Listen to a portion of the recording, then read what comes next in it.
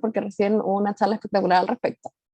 Así que voy a hablar muy breve de esto. Como todos tenemos que saber de memoria ya, los derechos humanos son inherentes a todos los seres humanos, no tienen distinción de nacionalidad, lugar de residencia, sexo, origen, étnico, color, religión, lengua o cualquier otra cosa, no discrimina nada. Y bueno, con respecto a las convenciones, fue proclamado en París el 10 de diciembre de 1948 y bueno, la idea de que se haya declarado esta convención y que los países la hayan firmado propiamente tal, es que se cumpla, obvio, en los distintos países, y que se tengan una especie de guía para poder cumplir todos estos derechos humanos. El derecho a la salud propiamente tal es un derecho humano, más adelante lo vamos a ver, que está relacionado con otros derechos humanos o que dentro del mismo derecho humano se incluyen otras cosas. Como lo pueden observar aquí, el derecho humano a la salud está incluido en el artículo 25, ¿ya? Ya. Con respecto al derecho a la salud, podemos decir, como definición propiamente tal, que la salud es un estado completo de bienestar físico, mental y social, y no solamente la ausencia de afecciones o enfermedades. Ya esa es como la definición típica que está en todos lados acerca de salud. Y con respecto a lo que es el derecho a la salud, según la OMS lo podemos definir como el goce de grado máximo de salud que se puede lograr, que es uno de los derechos fundamentales de todo ser humano. Bueno, como lo vimos recién, obviamente estaba en el artículo 25, ¿ya? Pero también dentro de esta definición del goce del grado máximo de salud, exige que se cumplan ciertos criterios sociales, que es lo que debe garantizar todos los países que tienen firmado este tratado, que es el acceso a los servicios de salud, una vivienda adecuada, acceso a alimentos nutritivos, ambiente limpio y condiciones de trabajo seguras. ¿Ya? Bueno, como se podrán dar cuenta, todas estas cosas que debería proveerlas el Estado siempre se ven afectados, en este caso, los grupos vulnerables o marginados de todas las sociedades, ya que en general ellos son los donde más repercute todo lo que tiene que ver como la legislación con respecto al derecho a la salud, porque siempre son los menos beneficiados al respecto o son los que tienen peor acceso, por ejemplo, que es algo que se garantiza. Eso probablemente tal con respecto al derecho a la salud.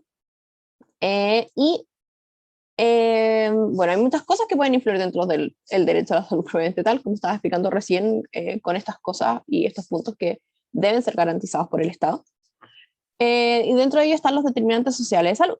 ¿Ya? Los determinantes sociales de salud se definen como las circunstancias, o sea, sí, una fuerza de elementos que puede afectar negativamente la salud, ya sea positivo o negativo, y que incluye las circunstancias en que las personas crecen, trabajan, viven, envejecen, y que incluye todo lo que puede afectar externamente a la salud, por ejemplo, el sistema o tu condición de salud también, ¿ya? Bueno, los determinantes sociales de salud están determinados por distintas cosas. Dentro de estos factores que son los intrínsecos y los extrínsecos, ¿ya? Dentro de los intrínsecos tenemos la genética, los hábitos, la cultura, el comportamiento y el estilo de vida. Y dentro de los extrínsecos podemos dividirlo en los que tienen relación con el sector salud y otros. Dentro de los que tienen relación con el sector salud tenemos como las acciones preventivas, curativas o todo lo que tiene relación con la promoción de la salud. Y en los otros tenemos los factores económicos, sociales, los factores medioambientales y los factores tecnológicos. ¿Ya? Esto es básico como para saber en qué situación nos podemos encontrar con respecto, en nuestro caso, como la gran mayoría de estudiantes de medicina o del área de la salud, cómo nos podemos enfrentar al paciente y siempre tener en consideración de que los determinantes sociales de salud son algo fundamental con respecto no sé, pues desde el medicamento que le puedes recetar, desde cómo el paciente te puede entender, si realmente está entendiendo lo que le estás diciendo. Y yo creo que siempre hay que tener en consideración el ambiente y el contexto de cada uno de tus pacientes, porque cada uno de tus pacientes va a tener determinantes sociales distintos. De todas formas, en general tienen muchas cosas en común de acuerdo al sector, porque como les digo, esto está muy influenciable, es muy influenciable con respecto a las zonas marginales, por ejemplo, o las personas de escasos recursos.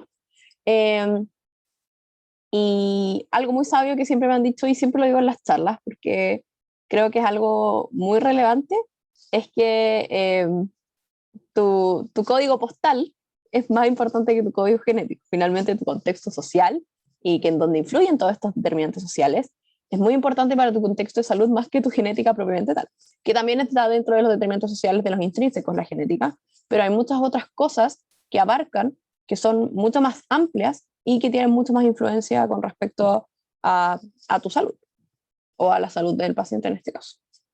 ¿Ya? Con respecto a los derechos humanos y salud, el derecho internacional de los derechos humanos tiene que garantizar que todas las personas disfruten del derecho a la salud más alto, finalmente, como dentro de lo que más se pueda, y obliga a los gobiernos a adoptar medidas para prevenir amenazas a la salud pública y que se brinde atención médica a quienes la necesiten. Como les dije, el derecho humano, la salud es un derecho humano fundamental y que está dentro del artículo 25 de esta Declaración de Derechos Humanos firmada en 1940, o sea, declarada en 1948. Un ejemplo claro, por ejemplo, valga la redundancia, que obliga a los gobiernos a adoptar medidas para prevenir amenazas a la salud pública, puede estar dentro de este contexto COVID, por ejemplo. Las fiestas clandestinas son un atentado contra la salud pública y por eso está penado por la ley. Infringir las leyes que puedan, no sé, por una persona con COVID que haya infringido su cuarentena, también está infringido por la ley porque son finalmente, es lo que el gobierno debe hacer para prevenir que la salud pública se vea afectada, en este caso, donde estamos en la mitad de la pandemia. ¿Ya? Es como un ejemplo claro de lo que debe garantizar y cómo, por ejemplo, se puede aplicar este derecho humano aquí en Chile. Con respecto a la atención médica, quienes la necesiten, nosotros, bueno, claramente nosotros no podemos negar la atención de salud a nadie, y eso es algo que está declarado 100%, porque si no, claramente te pueden demandar porque es un derecho humano. Ya, con respecto al derecho humano y salud también, como les conté hace un ratito, el derecho humano de la salud es el número 25 y está relacionado con otros derechos humanos, que son otros artículos de los derechos humanos donde también está la definición. Les voy a leer la definición tal cual como está en el artículo del derecho humano a salud, que es que toda persona tiene derecho a un nivel de vida adecuado que les asegure, así como a su familia, la salud y el bienestar, y en especial la alimentación, el vestido, la vivienda, la asistencia médica y los servicios sociales necesarios. Tiene asimismo derecho a los seguros en caso de desempleo, enfermedad, invalidez, viudez, vejez u otros casos de pérdida de sus medios de subsistencia por circunstancias independientes de su voluntad. Y dos, la maternidad y la infancia tienen derecho a cuidados y asistencias especiales. Todos los niños nacidos de matrimonio o fuera de matrimonio tienen derecho igual a protección social. Bueno, y hay algunas cosas destacadas, entonces pueden ver que existen otros derechos humanos relacionados, que los tienen que haber visto en la presentación anterior, como por ejemplo el de trabajo, que está incluido en el artículo 23, el de vivienda, que está incluido en el artículo 25, el de educación, que es el artículo 26, el de alimentación, que también está incluido en el mismo 25 junto con la vivienda, el de no discriminación, que es el número 2, que fue uno de los últimos que hablaron en la presentación anterior, y el de participación social, que es el artículo número 21. ¿Ya? Bueno, como pueden ver, no solamente el de salud está relacionado con otros derechos humanos, la verdad es que todos se relacionan entre sí, y eso es lo bacán y lo lindo que tienen los derechos humanos, es que al final todo lo que está dentro de esta Declaración de los Derechos Humanos está interrelacionada y así hace mucho más fácil de cumplir estos derechos. O indirectamente cumpliendo uno vas a cumplir los otros. ¿Ya? Bueno, aún así, el derecho a la salud tiene ciertas libertades y ciertos derechos. ¿Ya? Dentro de las libertades podemos encontrar la posibilidad de que las personas puedan controlar su salud, como por ejemplo los derechos sexuales y reproductivos, sin injerencias como las torturas, tratamientos experimentos médicos no consensuados. ¿Ya? Eso también tiene que ver un poco como con la ética y la bioética que se ha desarrollado mucho en el último tiempo. Como saben, hay muchas cosas que sabemos que nos pueden hacer bien, por ejemplo, pero en base a muchos experimentos que hicieron en personas. Y ahora está todo lo del consentimiento informado, por eso siempre están los derechos y deberes también en salud, que tienen mucha relación con esto. Y dentro de los derechos se incluye el derecho a un sistema de protección de salud que ofrezca a todas las personas las mismas oportunidades de disfrutar del grado máximo de salud que se pueda disfrutar. Dentro de esto, claramente los derechos es que se cumpla el derecho a la salud, probablemente tal, y que todas las personas tengan la misma posibilidad de tener el grado máximo de salud que puedan tener de acuerdo a su contexto, ¿ya? claramente la idea es que no sea de acuerdo a su contexto y que todos podamos optar a la mejor calidad en salud independiente de donde seamos, pero en nuestro país funciona así. Y eso lo vamos a ver más adelante como por qué es así. Acá en Chile, como del derecho a la salud en Chile, podemos hablar de que el Estado, aquí estamos, la declaración propiamente tal de cómo se rige la salud aquí en Chile en la Constitución, en donde dice que el Estado protege el libre e igualitario acceso a las acciones de promoción, protección y recuperación de salud y de rehabilitación del individuo. Le corresponderá a sí mismo la coordinación y el control de las acciones relacionadas con salud. Es deber preferente del Estado garantizar la ejecución de las acciones en salud, sea que se presten a través de instituciones públicas o privadas en la forma y condiciones que determine la ley, la que podrá establecer condiciones obligatorias, como la que ya se hace como para poder optar a salud, y que cada persona tendrá el derecho a elegir el sistema de salud que desea acogerse, ya sea estatal o privado. Ya. Aquí podemos ver que efectivamente se cumple el derecho a la salud finalmente, se le da a la persona como su libre derecho a elegir cómo atenderse, con quién atenderse, etcétera. Pero sabemos que aquí en Chile, como lo vamos a ver más adelante, existe mucha desigualdad social, lo que no permite que, entre comillas, puedas ser libre de elegir, porque claro, eres libre de elegir, pero no todos tienen los medios para poder elegir si quieren ser estatales o privados, ¿ya? Y claramente en la gran mayoría de los casos eso hace una gran diferencia con respecto a los tratamientos, a las diferentes eh, como acceso a distintas cosas que puedas tener que en la salud pública no están, o que si no pagas un poco de plata no los puedes tener.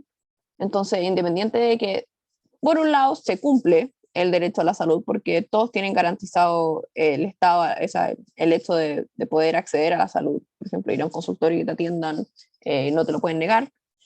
Eh, no todos tienen las mismas oportunidades, por decirlo así, a excepción de las patologías GES, pero eso es algo aparte, que eso sí está disponible para todos, pero no está toda para todas las enfermedades ni para todas las enfermedades extrañas que existen porque, como ustedes saben, son infinitas.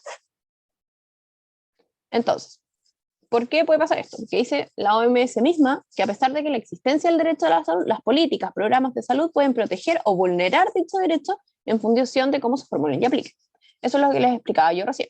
Entonces, independiente de que aquí en Chile nosotros tengamos que el Estado protege el libre, igualitario acceso a las acciones de promoción, protección, recuperación de salud y rehabilitación, aún así tiene ciertas políticas como el hecho de elegir un sistema de salud que independiente de que no digo que esté mal o que esté libre propiamente tal, aún así el acceso a salud no va a ser igual para todos porque existe una gran diferencia entre el acceso a salud estatal y el acceso a salud privada.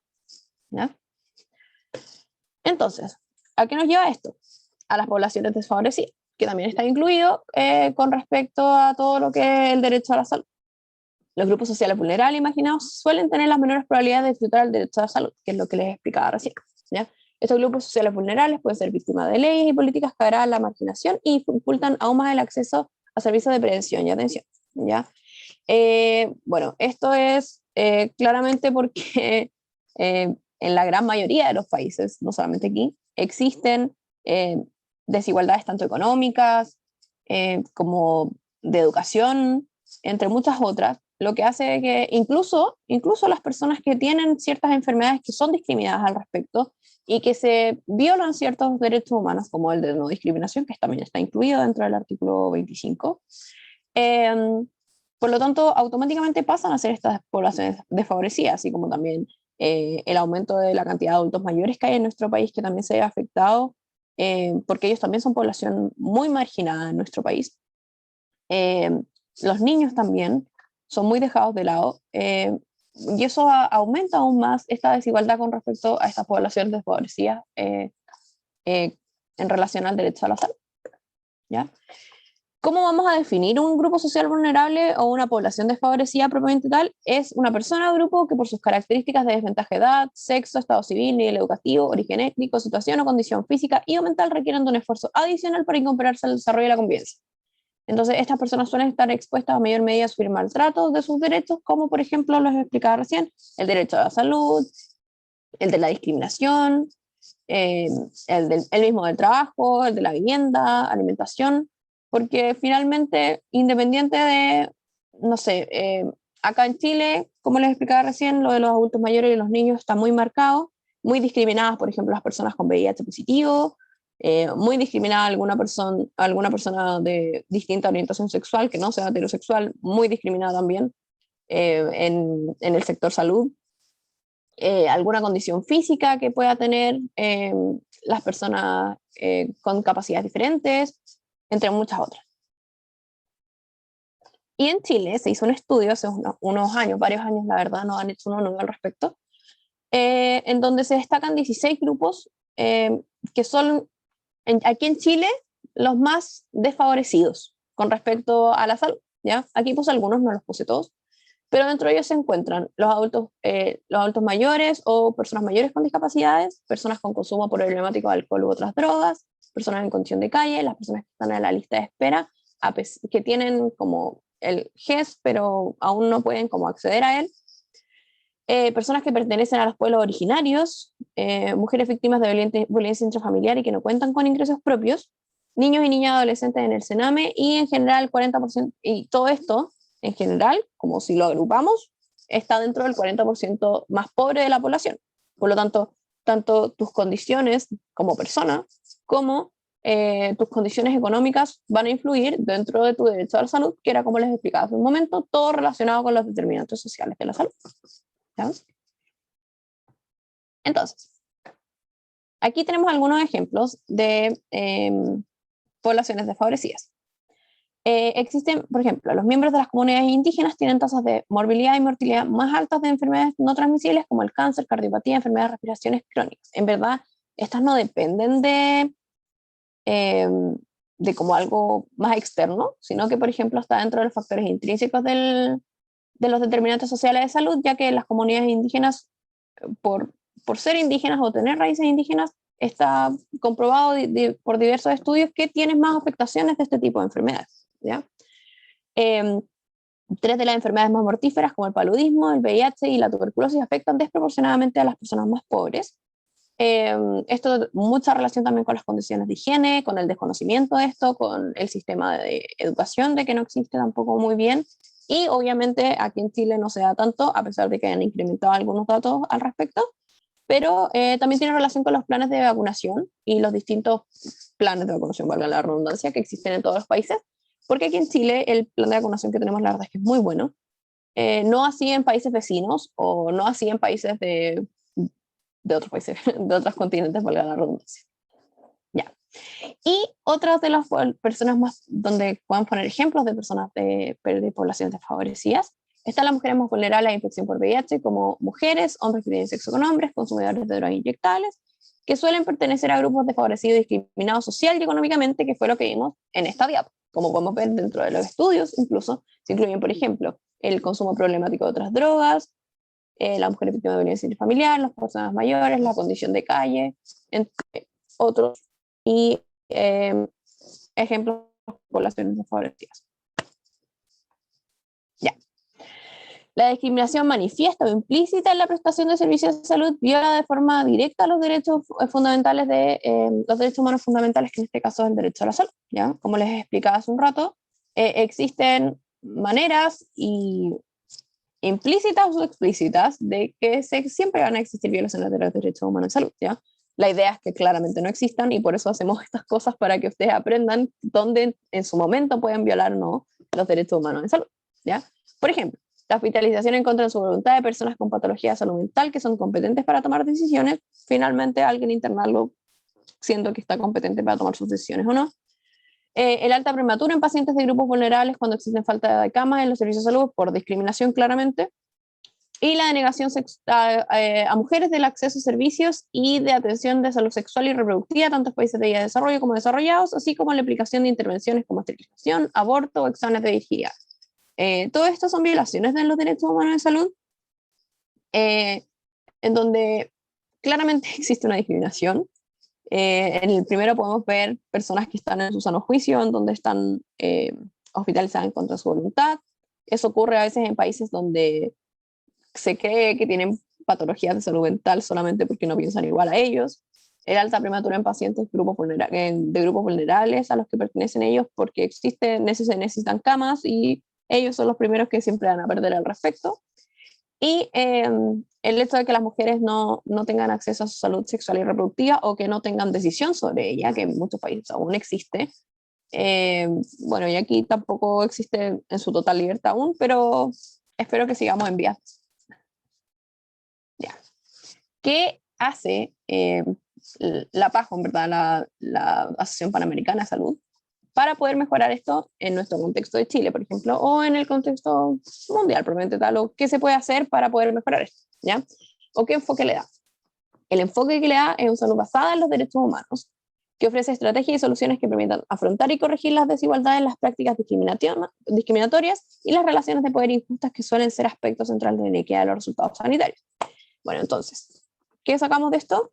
Que finalmente, como les comenté, todos los derechos humanos están relacionados, por lo tanto, abocándonos a que todos podemos respetar los derechos humanos, no solamente el derecho en salud, sino que los otros que también están relacionados a él, vamos a poder disminuir estas violaciones a los derechos humanos en salud y que el hecho de que se base la salud propiamente tal en los derechos humanos, vamos a permitir tanto una mejor atención a las personas, incluyendo menor discriminación, y así además una equidad en salud más clara y más marcada, porque claramente lo que podemos observar ahora es una gran inequidad en salud.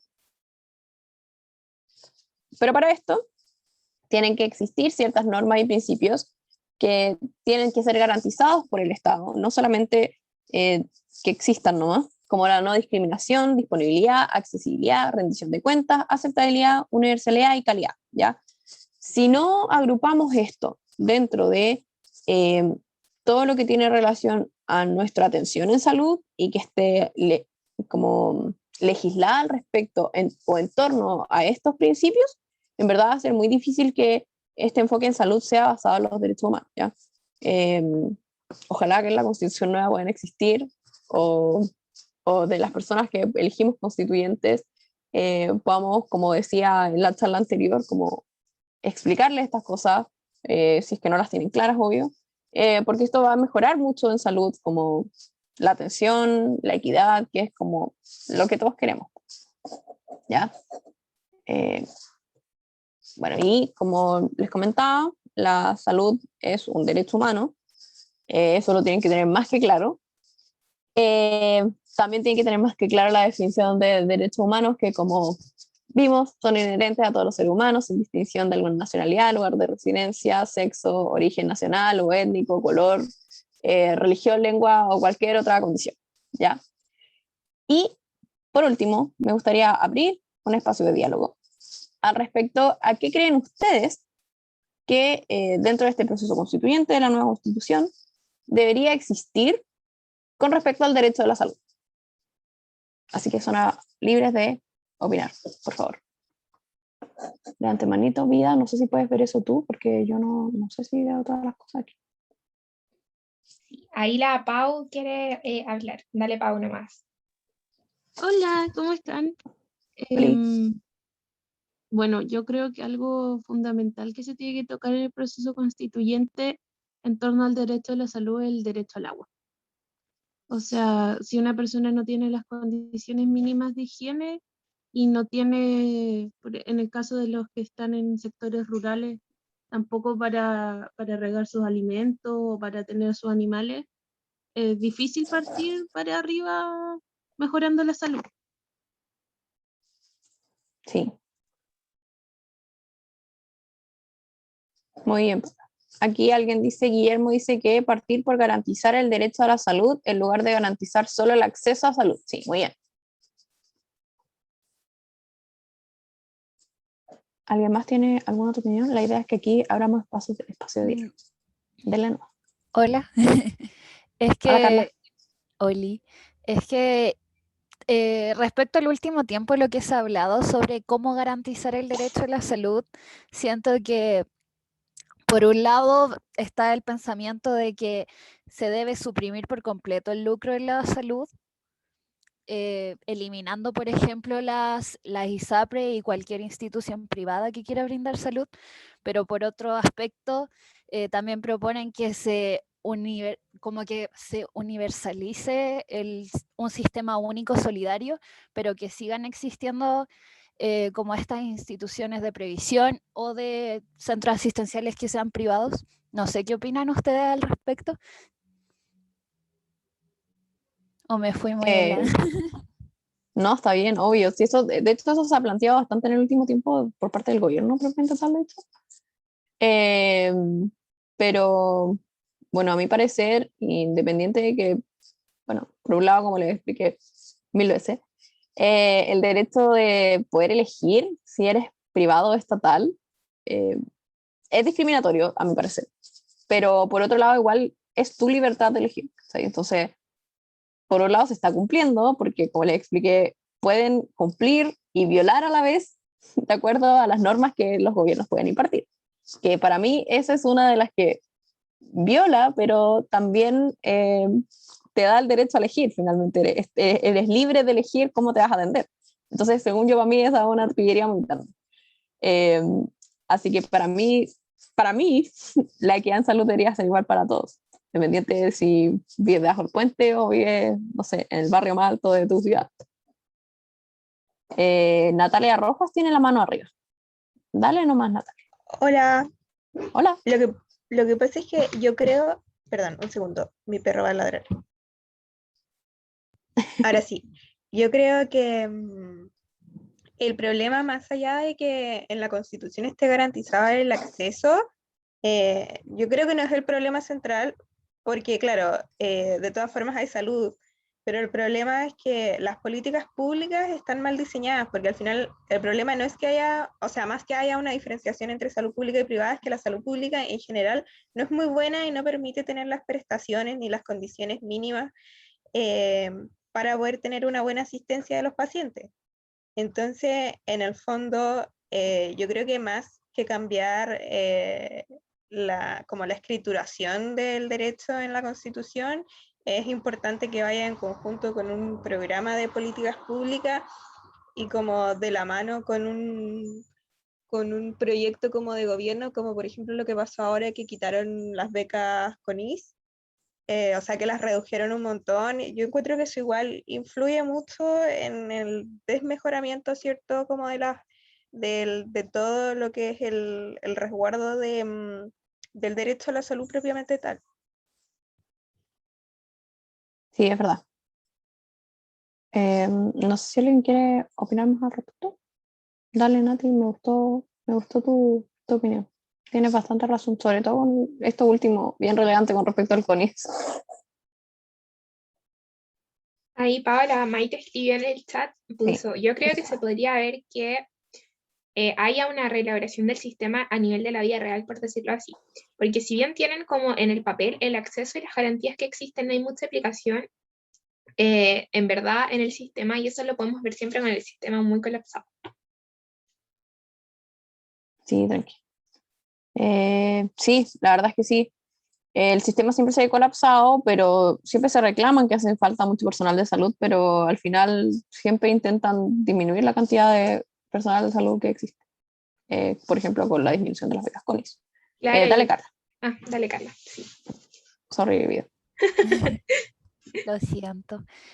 Oye, y como decía la Maite igual, siento que el GES también es como un proyecto que en muchos casos como que puede ser una solución en ciertas patologías, pero las listas de espera de las patologías no GES son pero tan grandes que al final, y más encima, hay como un tema con que el Estado les termine pagando como a clínicas privadas que atiendan a pacientes GES y se termina gastando más recursos y al final no va a ser como eficiente esa utilización de los recursos. Entonces, no sé, yo como que odio el GES, pero al mismo tiempo es como muy importante garantizar que las personas tengan un acceso a la salud como expeditamente cuando tengan problemas de salud como más urgentes. Sí. El GES tiene, a mi parecer, muchas ventajas y muchas desventajas. El GES debe asegurar facilidad, oportunidad, calidad y acceso a la salud.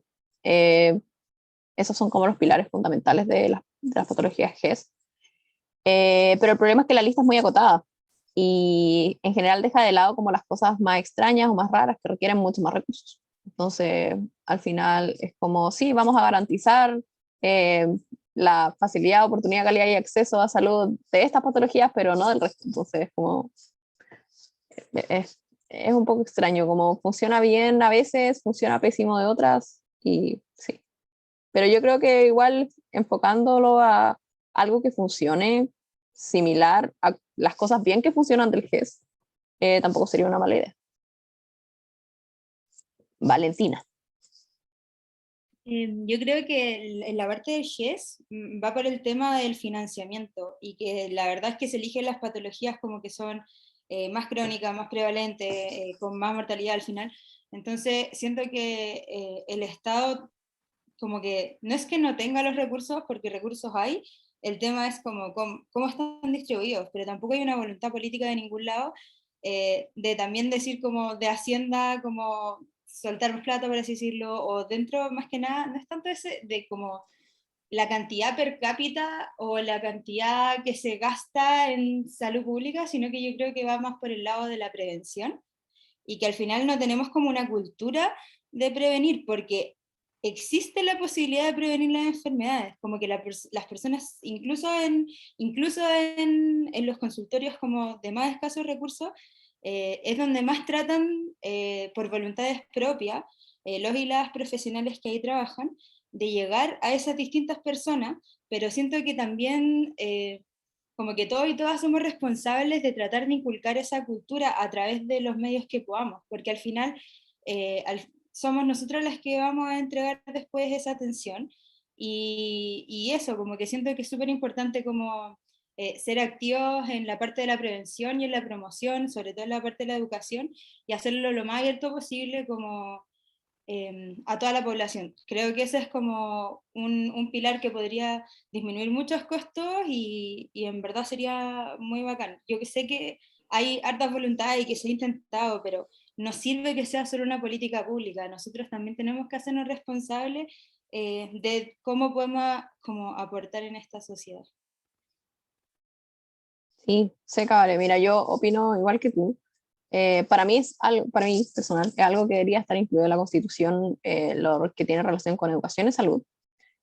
Sobre todo porque la educación con respecto a salud de los colegios, para mí debería ser fundamental, o sea, eso ahorraría muchos costos en salud, la prevención y la promoción de salud. Por ejemplo, se intentó hacer eh, que la parte de salud reproductiva estuviese en los colegios como parte de las mallas nacionales, que para mí fue una idea espectacular, pero todo el gobierno estuvo en contra y fue como, ¿por qué? Entonces, creo que hacer políticas al respecto de la educación en salud, que sea algo desde los colegios y que no solo quede en un stand-by, sí, como dices tú, tendría mucha más relevancia y sería algo mucho más grande. De hecho, los países desarrollados en general lo que hacen es buscar la prevención en salud más que tratar la enfermedad, porque la prevención en salud te ahorra muchos costos y además tienes menos población enferma. Entonces, es win-win por los dos lados. Así que sí, muy bacán, estoy 100% de acuerdo contigo. No sé si alguien quiere opinar más al respecto. Pida, tú ibas a decir algo, creo, ¿no? No, era la palabra a alguien. Ya, Pero bueno, no sé si alguien quiere opinar algo más o a lo mejor hacer alguna pregunta respecto a la presentación. Ahora es Sí, Juan. también. Ahora es Juan.